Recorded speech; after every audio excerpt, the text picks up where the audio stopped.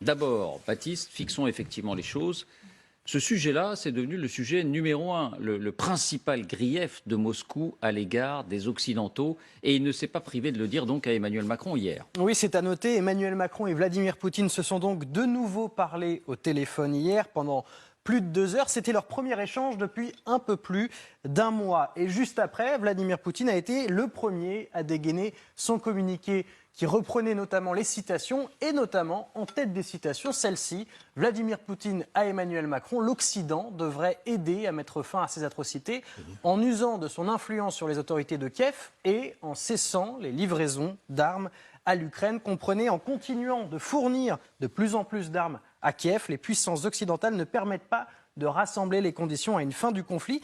En fait, ce n'est pas la première fois que les représentants russes le disent, c'est même devenu leur premier grief. Écoutez. Считаем огромной ошибкой поставки западными странами вооружений Киеву. Это затягивает конфликт. Считаем безответственной позицию Запада, поставляющей летальное оружие Украине. Военную операцию. Нарастающие объемы поставок иностранного вооружения наглядно демонстрируют их намерение провоцировать киевский режим воевать до последнего украинца.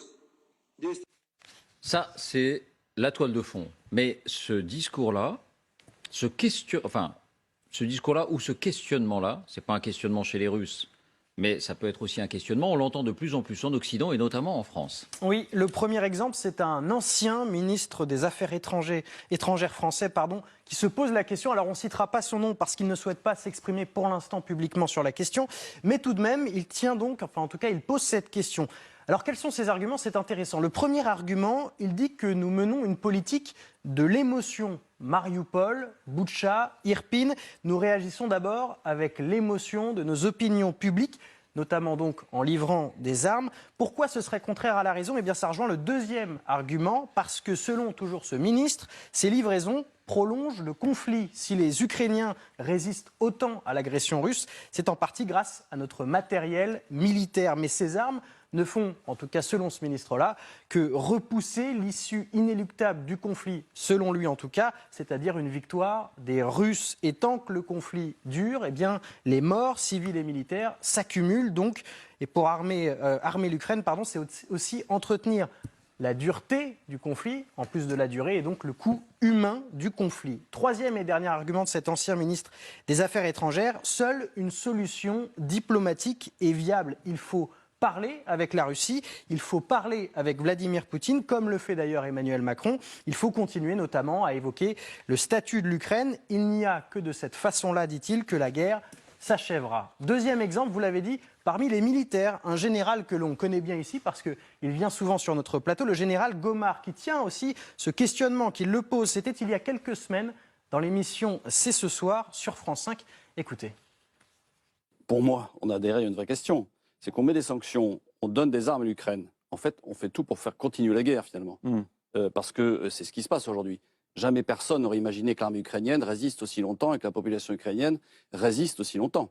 Donc, en fait, en distribuant des armes, oui, il y aura plus de morts, la guerre va durer plus longtemps, et les Russes mettront plus de temps à prendre le Donbass. Mais les Russes, je pense, ont décidé de prendre le Donbass.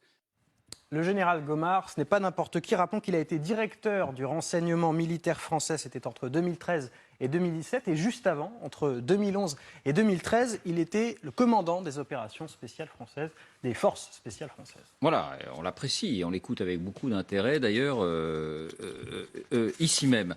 Et vous nous rappelez aussi, Baptiste, mais on l'a oublié que plusieurs candidats à la présidentielle tiennent aussi ce discours, ce raisonnement, à leur manière. Oui, c'est le point de vue de Marine Le Pen. Voilà ce qu'elle avait dit, c'était il y a un peu plus de 2 mois. Je suis très réservé sur la livraison d'armes à l'Ukraine avec cet argument parce que ça fait de nous des co-belligérants, comprenez, ça fait de nous des parties prenantes du conflit. Et c'est exactement le même discours et le même raisonnement qu'on a pu entendre de Jean-Luc Mélenchon, c'était à l'Assemblée nationale.